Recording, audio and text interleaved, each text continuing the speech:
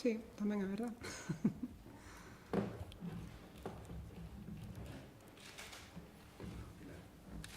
Moi ben, pois moi bo día a todos e a todas. Vamos a esperar un momentiño que se poidan incorporar os medios presentes.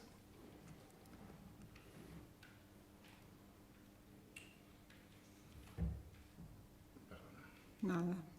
Si queres pilas, podemos mirar se hai aí. Me pongo open, do open, y teóricamente esto está cerrado.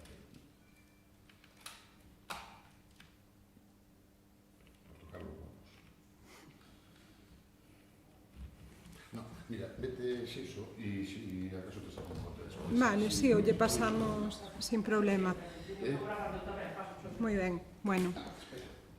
Ahora? Sí. Disculpa de todos, Nada. Gracias. Moi ben. Bueno, pois, listo, entonces, bos días a todas e a todos. Moitas gracias por vir a esta convocatoria onde vamos a dar conta dos asuntos tratados na Xunta de Goberno que acabamos de celebrar, onde aprobamos dúas contas xustificativas dese programa que xa leva tempo en marcha apostando polo tecido rural, o programa de apoio ao sector agrícola e gandeiro da provincia de Lugo. E, por un lado, pois, se van a aproveitar preto de 2 hectáreas e media abandonadas no Concello de Lugo, cunha aportación para poñelas en valor de 1.200 euros, e, por outro lado, no Concello de Baralla, onde se van a poñer en produción case 4 hectáreas e media, mediante unha axuda que, neste caso, chega ata os 2.200 euros. Este é un programa, como sabedes todos, da Diputación, que ten como obxectivo xerar riqueza e emprego no medio rural, potenciando o sector agrogandeiro mediante a posta en valor de terreos que estaban previamente abandonados, en desuso. E, polo demais, eu quería aproveitar esta oportunidade para comentarvos que levamos unha semana, como ben sabedes, intensa de traballo, sacando adiante iniciativas que teñen como obxectivo principal impulsar o turismo da nosa provincia, impulsar o noso territorio, que é un sector clave para Lugo e un dos máis afectados, ademais, pola crise económica que ven derivada da pandemia. Arrancábamos cunha reunión cos alcaldes e alcaldesas do seu destino Ancares Caurel, deste territorio que abarca 13 concellos, para adiantarlles a intención da Deputación de Lugo de presentar unha candidatura mediante a cal podemos optar a ese plan do Ministerio de Industria, Comercio e Turismo, un programa polo que, se somos adxudicatarios dunha concesión, poderemos reportar ata un investimento de 3 millóns de euros na provincia para impulsar o territorio, no que a Deputación tería unha aportación importante de 600.000 euros, pero, bueno, nese sentido estamos traballando para tentar, alo menos, ter éxito con este plan. E na tarde de onte celebrábamos unha sesión extraordinaria do Consello Provincial de Turismo, celebrámola por vía telemática, xa que no momento en que foi convocado, pois non estábamos na mellor situación sanitaria para poder facela de xeito presencial, agardamos que a vindeira xa sexa presencial. En esta reunión o que facíamos era decidir os gañadores dos premios Lugo Cambia ao turismo lucense e para comer Lugo a gastronomía lucense. Nese sentido, lembrar que na primeira categoría decidimos que os galardoados fosen o Concello de Vicedo, a Asociación de Desenvolvemento Rural Serra do Caurel e a Fundación Uxío Novoneira.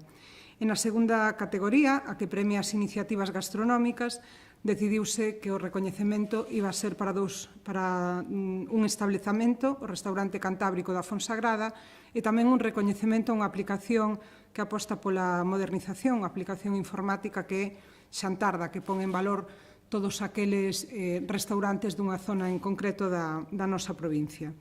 Estes distintivos, que van a ser entregados por primeira vez neste ano, no 2020, van a ter máis edicións e teñen unha misión principal. Foron creados para recoñecer públicamente a dedicación de empresas, de persoas, de institucións ou de entidades o traballo que veñen desenvolvendo para promover o turismo e, polo tanto, a provincia de Lugo.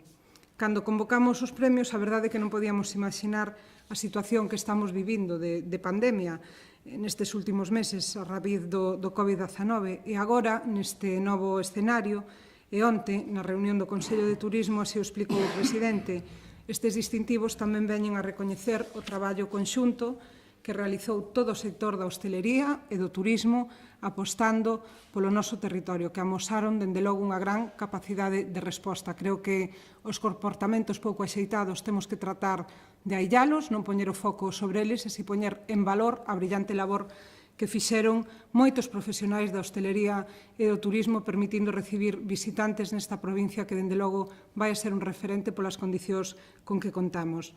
Esta mañá mesmamente imos a oficializar unha nova colaboración tamén no mesmo sentido, apostando pola hostelería e o turismo coa Asociación Provincial de Empresarios de Hostelería de Lugo por un importante importe, que son 60.000 euros, cunha finalidade clara tamén, a de seguir coa promoción turística e gastronómica da provincia e tamén realizar un curso de especialización en enoturismo.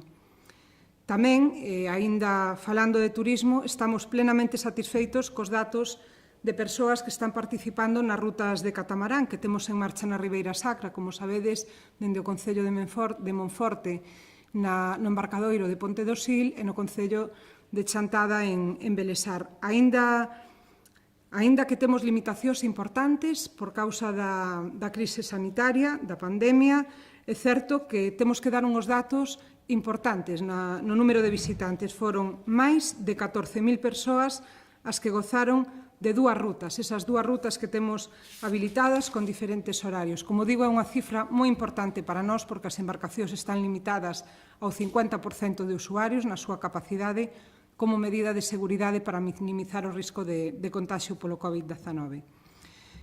Estou convencida de que estes datos demostran que é unha oferta turística atractiva dentro da nova normalidade porque reúne grandes fortalezas, que é sobre o que debemos traballar dende o eido turístico.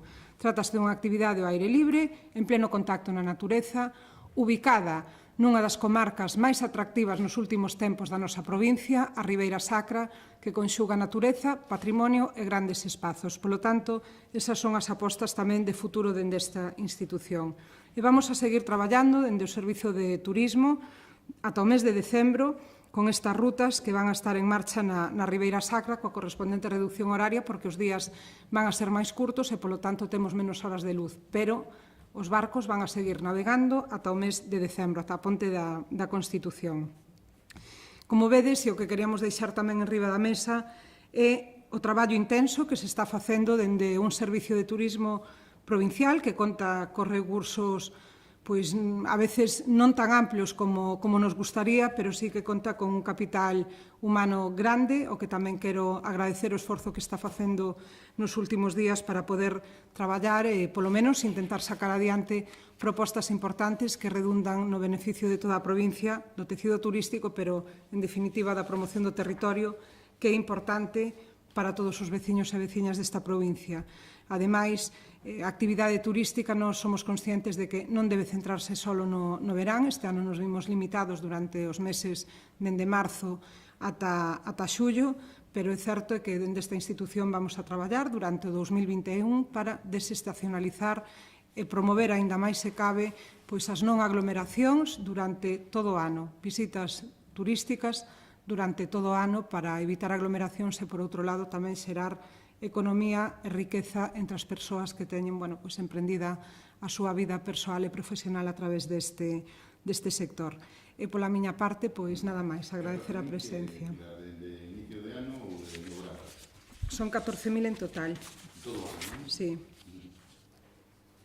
¿Alguna diferencia? Empezaron, claro, tendo en conta que as rutas empezan, claro. Marzo, ¿no? Sí, empezan... Sí, este ano retrasáronse. ¿Hasta qué? ¿Cuándo se retrasa? Hasta o 13 de xuño. O sea, desde junio. Claro. E porque datos do ano pasado non tedes, non? Pois aquí non os teño, pero podemos darchos. Sí, pero bueno, 14.000... Sí, mantense na mesma porcentaxe, máis ou menos, pero claro, hai que ter en conta que o aforo nos barcos é o 50%. Entonces estamos moito máis limitados. Pero bueno, 14.000 visitantes é unha moi boa cifra, a verdade que sí. E, bueno, vamos a tratar de manter o ritmo hasta a ponte da Constitución, tendo en conta que vai haber menos viaxes a medida que disminuyen as horas de luz, porque, claro, a 7 da tarde no mes de outubro, pois é complicado en canto a o cambio horario. Moi ben, nada, graciñas.